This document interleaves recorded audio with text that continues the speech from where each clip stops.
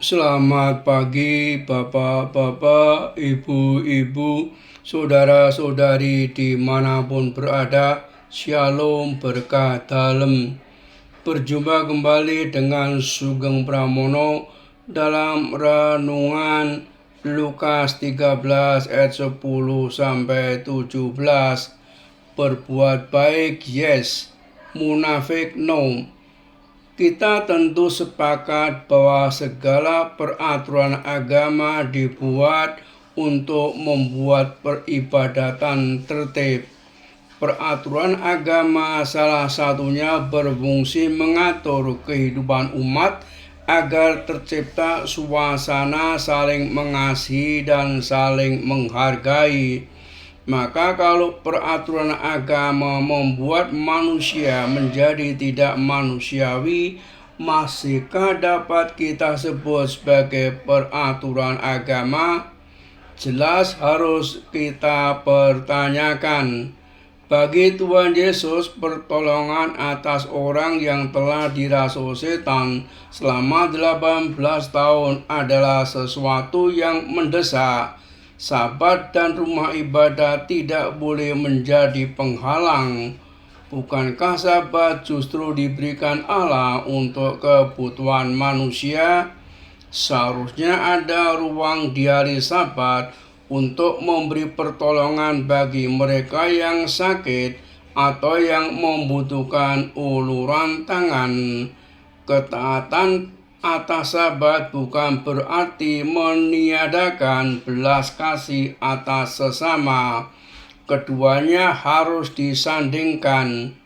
Jadi pertolongan yang Tuhan Yesus berikan di hari Sabat dilandasi kasih kepada Allah dan umat manusia. Dalam perjumpaan Tuhan Yesus dengan wanita yang telah 18 tahun dirasuki roh jahat, beliau mampu mendengar dan menangkap kebutuhan wanita itu walaupun tidak terungkap lewat kata-kata.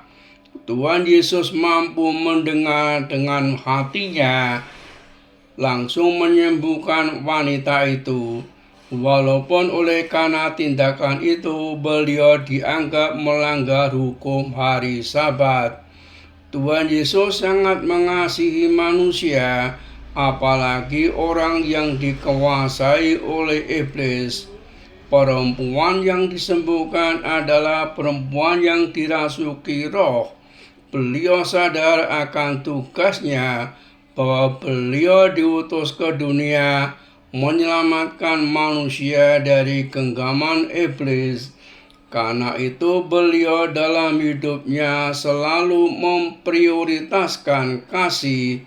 Satu peringatan bagi kita para pengikutnya supaya selalu berbuat yang sama, yaitu prioritaskan kasih Tuhan dalam hidup harian kita. Baginya keselamatan dan kebahagiaan wanita lebih penting. Mampukah kita berkomunikasi atau berdoa kepada Allah dengan hati? Berbeda dengan pemimpin rumah ibadat, tampaknya ia mengasihi Allah, ternyata mengabaikan sesama. Sebagai pemimpin rumah ibadat, seharusnya ia bersyukur bila kebaikan Allah dinyatakan kepada orang yang dirasuk setan.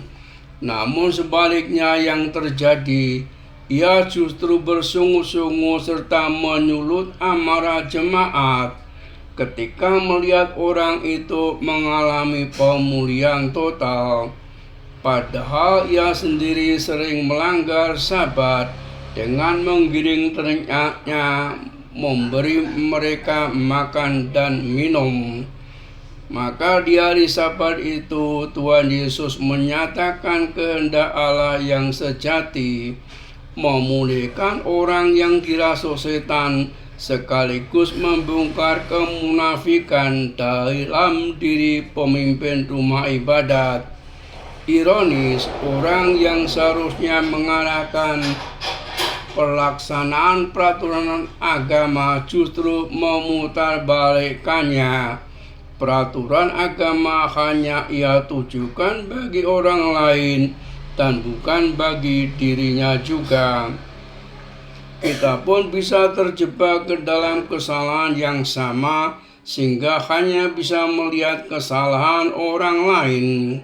Padahal kesalahan kita jauh lebih buruk, dan kiranya Tuhan menolong kita agar tidak munafik.